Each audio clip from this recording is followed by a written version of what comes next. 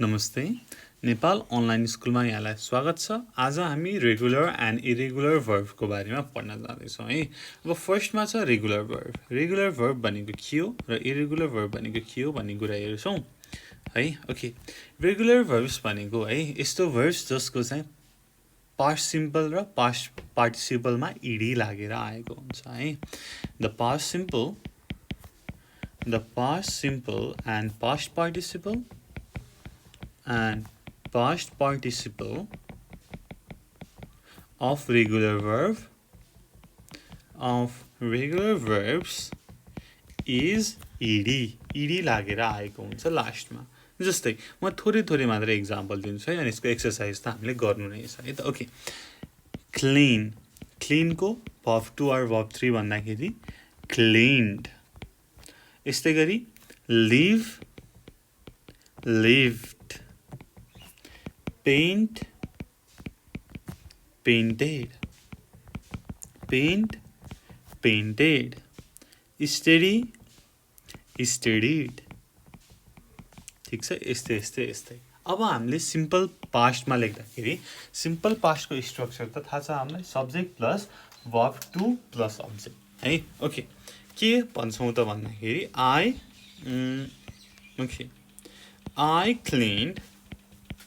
I cleaned my room yesterday. ठीक छ, clean को verb 2 cleaned। Similarly, Chris studied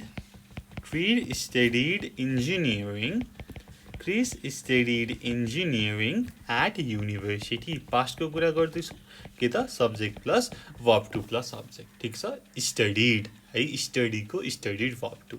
okay, similarly अब past पार्टिसिपलमा लेख्दाखेरि के हुन्छ त भन्दाखेरि है, अब मानौँ प्रेजेन्ट पर्फेक्टको कुरा गरौँ, has have plus verb 3 plus object हैन हो, त्यसको बारेमा पनि हामीले भिडियो गरेका छौँ है, सबै टेन्सहरुको बारेमा। Okay, example I have cleaned my room. Chris has studied engineering at university for 2 years।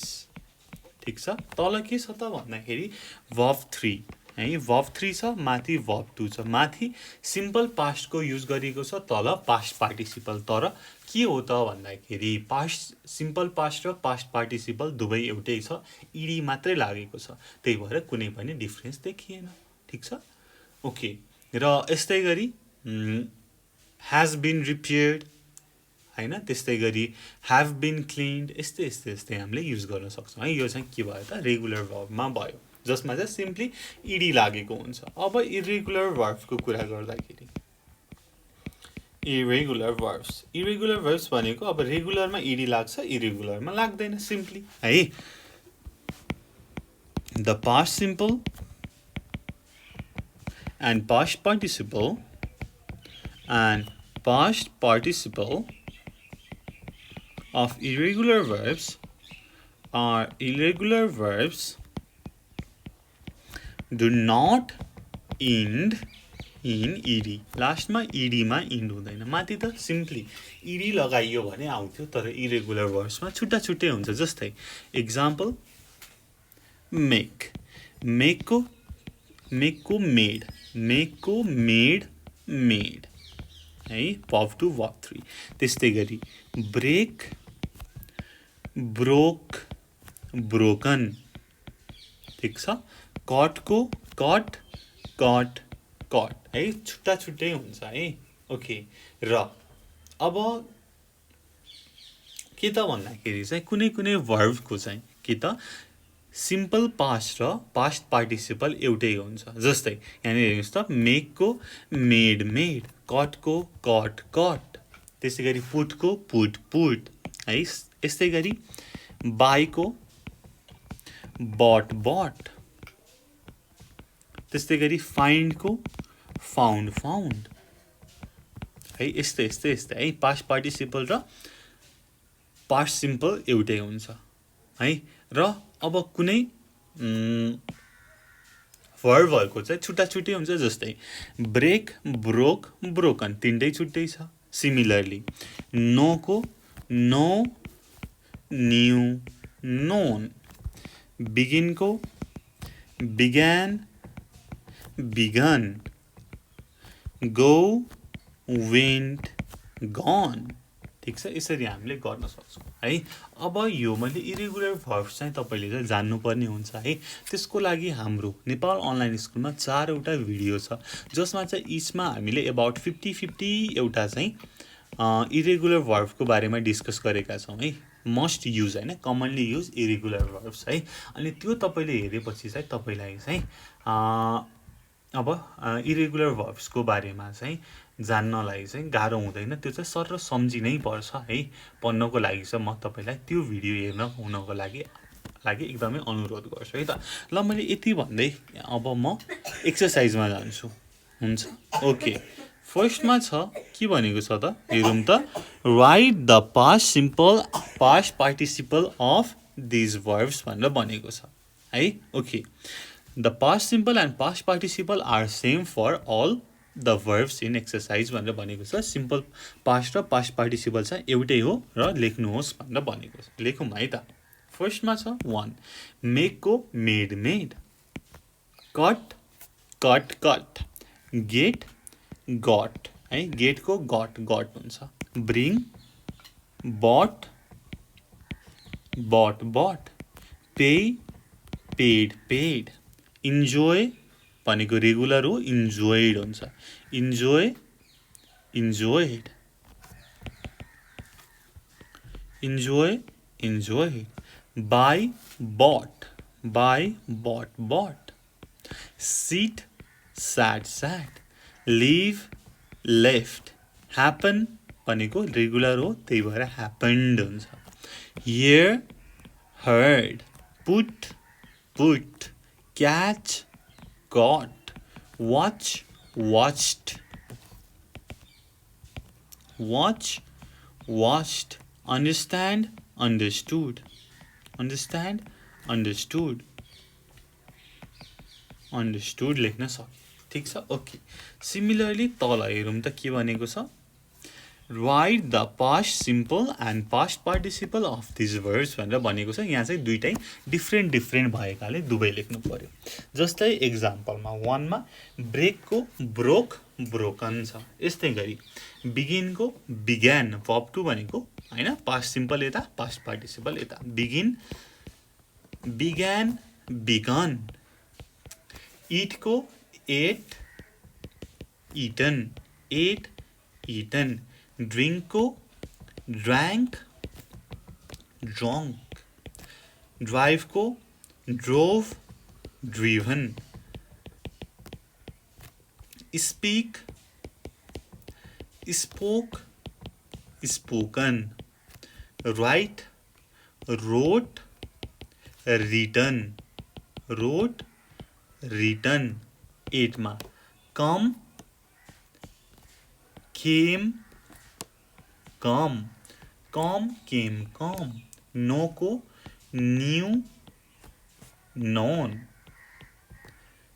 Take took taken take took taken go went gone give gave given give gave given throw threw thrown forget forgot forgotten forget forgot forgotten है हामीले यसरी गर्छौं ठीक छ यो अब यसमा सबै नै के छ इरेगुलर verbs है अब यो चाहिँ सरर तपाईलाई चाहिँ जान्नु पर्ने नै हुन्छ है यो चाहिँ फेरि जानेनौ भने देखिन त है हामीले चाहिँ अरु केही गर्नै नसक्ने हुन्छ त्यही भएर मैले फेरि पनि भने हाम्रो 4 वटा जति इरेगुलर verbs को भिडियो छ त्यो हेर्नु होला है ओके अब यसपछि अर्को एक्सरसाइजमा थोरै छ यो पनि हैन हेर्दाखेरि धेरै छ एकैछिनमा सकिहाल्छ ल कोरिन्छ पो त है ओके फर्स्टमा भनेको छ put the verb in right form भनेर भनेको छ राइट फर्ममा हामीले verb लाई राख्नु पर्यो अब verb 2 हो कि verb 3 हो कि के छ 1. I washed my hands because they were dirty. 2. Somebody has broken this window. 3. I feel good. I did very well last night. Last night भनेपछि simple present. I slept. Pop 2 राख्नु पर्यो. Simple past. I slept very well last night. 4. We did a really good film yesterday. हिजो देख्यौं भनेपछि simple. We saw a really good film yesterday. Verb 2. Eat a lot while we were on holiday. यो पनि के त simple past. It rained है rain को rained. 6. I have my bag. Have you it भनेर भनेको छ. अब I have आएपछि के त present perfect मा subject plus has have plus verb 3 plus subject. अब lose को verb 3 के हो त I have lost my bag. Have you seen it? यहाँनेरि पनि present perfect छ. See को त verb 2 saw. See, saw, seen. So have you seen it? 7.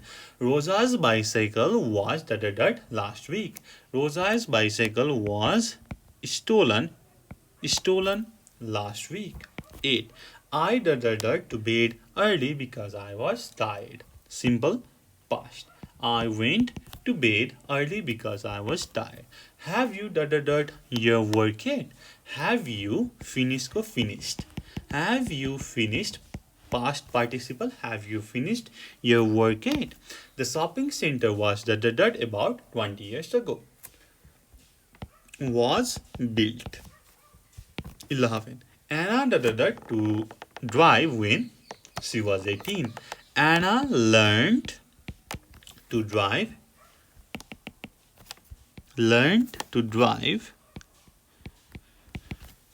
when she was 18. 12. I never a horse भनेको छ have भएपछि verb 3. Ride, rode, ridden. I have never ridden a horse. 13. Jessica is a good friend of mine. I have known. Verb 3 past participle known.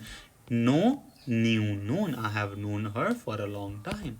Yesterday हिजोमा लडे हैन हिजोमा झरे. I fell and hurt को hurt नै हुन्छ है verb 2. hurt है. Yesterday I fell and hurt my leg. My brother in the marathon last year. My brother ran in the marathon last year. Last year भनेपछि verb 2 run को ran last year. Have you ever run in a marathon? Past participle run को के हो run नै हो है. So have you ever run in marathon भनेर भयो. Okay, similarly तल हेरौँ त complete these sentences. Choose from the box and put the verb into the correct form है. अब बक्सबाट झिकेर हामीले करेक्ट फर्ममा लेख्नु पर्यो यो verb-लाई. हुन्छ. ओके गरौँ न है. यो पनि सजिलै छ. ल के भनेको छ त 1 नम्बरमा हेरौँ. I have some coffee. I have made some coffee. Would you like some? हैन made भनेको verb 3 है past participle. Have you known about your new job? अब भन्यौ भनेर भनेको छ हैन. अब हामीले कमन सेन्स लगाएर नै भन्यौ भन्नुको मतलब ट्याक्कै बक्समा हेर्नुस् त कुन चाहिँ verb ठिक छ. tell. Have you tell को told. Have you told John about your new job? 3. We played basketball on Sunday. We didn't play very well, but we did the game. तर हामीले जित्यौं. हामीले राम्रोसँग खेलेको थिएनौं तर हामीले जित्यौं. Win. But we win को won. But we won the game. 4. I know Gary, but I have never dated his wife. मैले उसको वाइफलाई कहिले पनि देखेको छैन अथवा भेटेको छैन हैन. अब देखेको छैन सी कतै छ छैन. त्यसको मतलब meet. Okay. But I have never meet को met. Met. But I have never met his wife. 5. We were by loud music in middle of the night. अब middle of the night मा हेर्नुस् त कुन चाहिँ ठीक हुन्छ. Wake up. अब wake up लाई wake को wake woke woken. ठीक छ. We were woken up by loud music in the middle of the night. Stephen jumped into the river and to other side. Stephen jumped into the river and अब हेर्नुस् त कुन ठीक हुन्छ. swim को swam and swam to the other side. Did you like the film? Yes, I it was very good. अब यसो के हुन्छ हेर्नुहोस् त मलाई चाहिँ I think जस्तो लाग्छ. अब think को past I thought it was very good.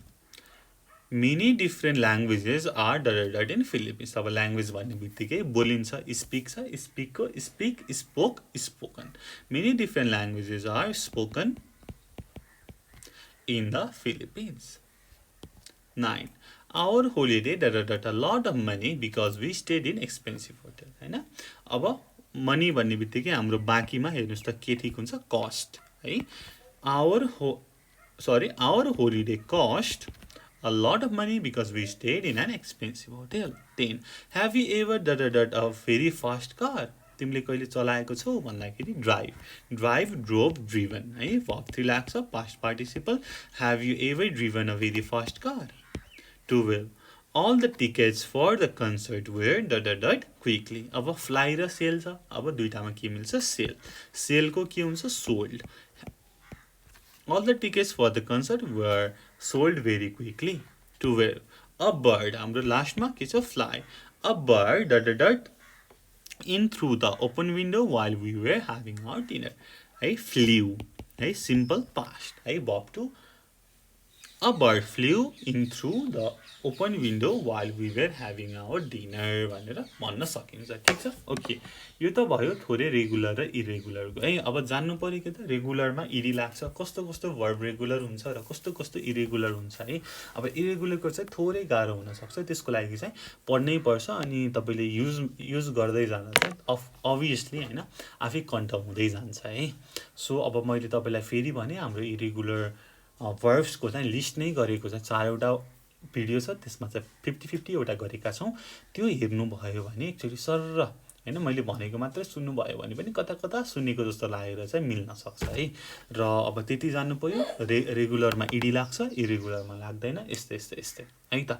अब यो भिडियोमा केही बुझ्नु भएको छैन, तपाईलाई गाह्रो केही छ भनेदेखि कमेन्ट गर्न सक्नुहुनेछ अथवा अथवा डिस्क्रिप्सनमा दिएको फोन नम्बरमा फोन गरेर पनि हामीलाई भन्न सक्नुहुनेछ है.